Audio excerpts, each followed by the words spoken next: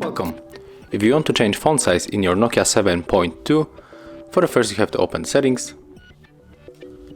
Right now we have to click on the display, then click on the advanced, go for the font size right here, and as you can see we have here the preview, and with this switcher right here we can change it between the large, default, small and the largest.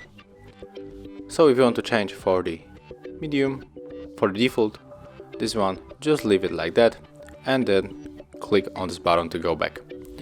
But in my case I'm going to stay with the largest.